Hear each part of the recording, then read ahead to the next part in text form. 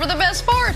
I'm just going to stay ready. I want to make sure I'm very clear. I'm not predicting I will play in December or January, for that matter. One, you've got to have somebody who wants you, and two, it's got to be right. But I have not completely ruled that out. Nailed it, Wilds. Kevin, start with you. Should the Colts sign Phillip Rivers to replace Carson Wentz? 1,000,000,000% yes. 1,000,000,000,000%.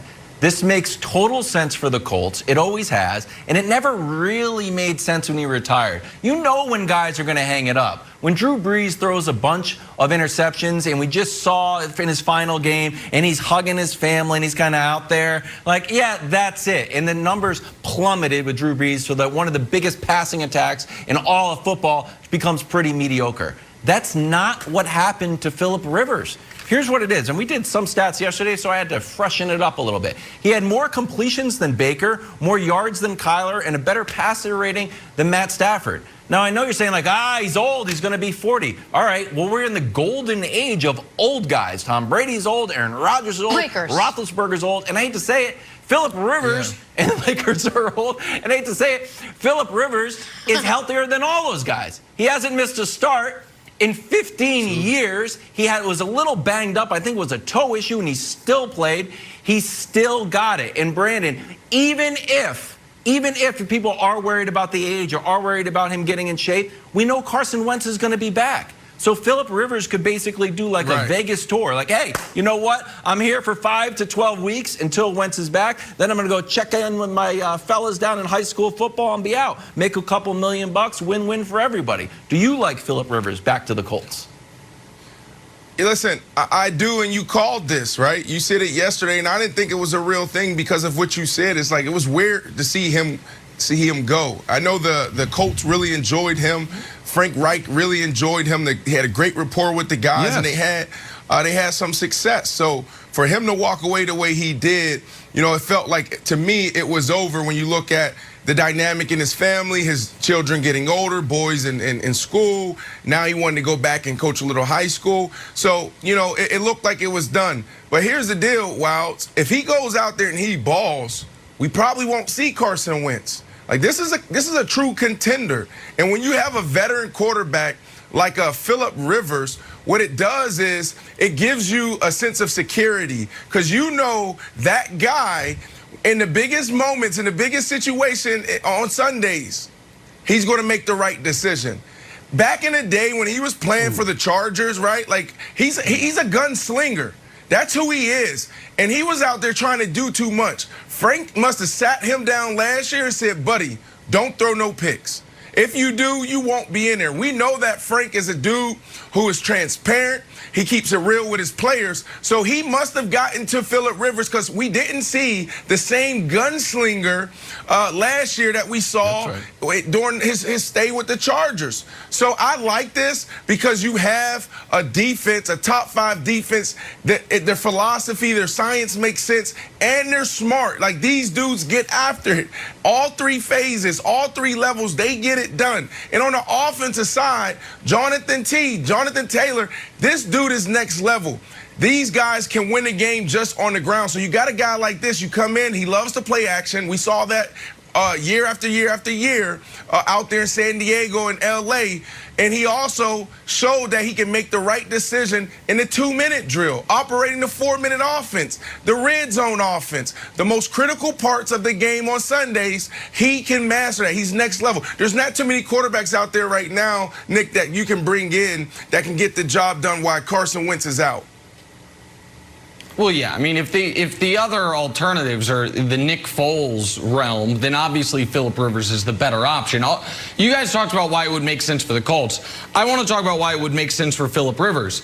Because, listen, I'm going to say something controversial, and Jenna and Wilds are going to act like they disagree, but they know I'm right.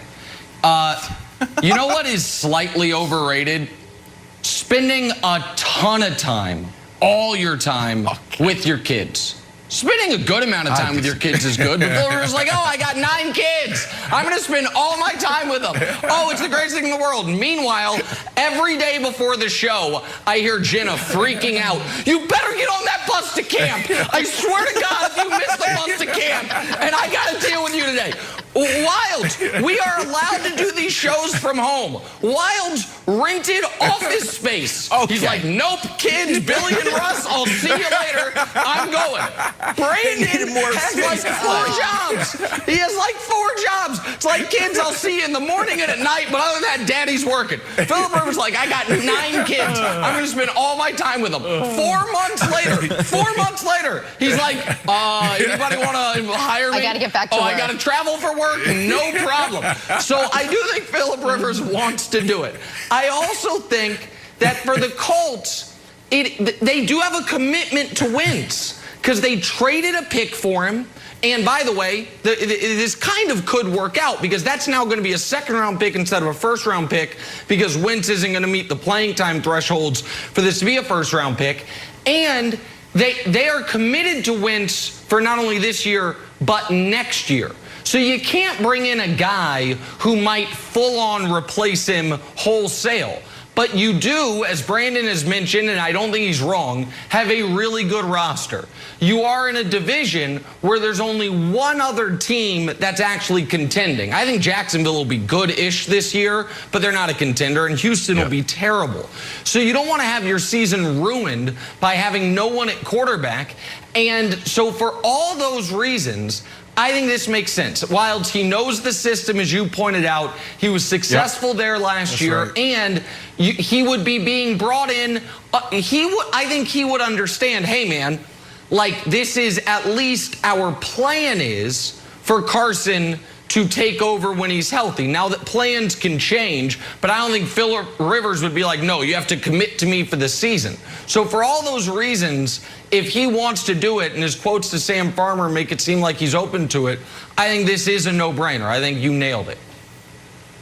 So I think it's 99% of a no-brainer. And I want to ask you a question, Brandon, because you have brought up how some guys thrive under competition and other guys don't.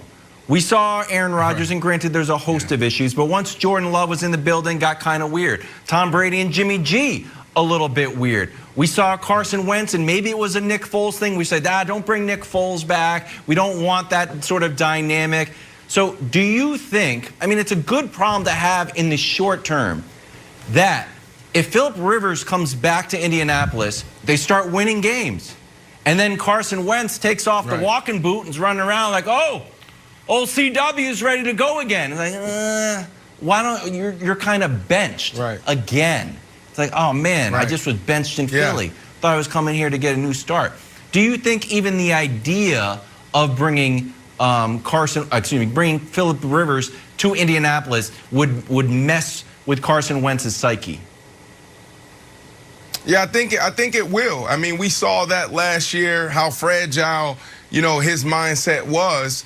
And then even a year before, dealing with, Nick Foles being there and the success Nick Foles had and guys really embracing him. Philip Rivers is loved in that organization, from the general manager, Chris Ballard, down to the head coach, Frank Reich, and then all the guys in the locker room. He's one of those guys. He's a Josh McCown. He's a Ryan Fitzpatrick. He's a Aaron Rodgers. He's one of the guys. He's a Tom Brady. There's some quarterbacks, when they walk in the building, they have their own little office. It feels like it. They do their own little thing, and you only see them in the meeting room. You only see them when we go out to practice. You barely see them. Hell, you don't even see them in the training room. You don't see them in a hot tub, cold tub. But those guys, they're right there next to the guys in the locker room. So when you look at Philip Rivers, he's going to go out there and he's going to compete. And if you look at those first 9 games, right, from opening day to the 9th game playing against my strong Jets, if he goes out there,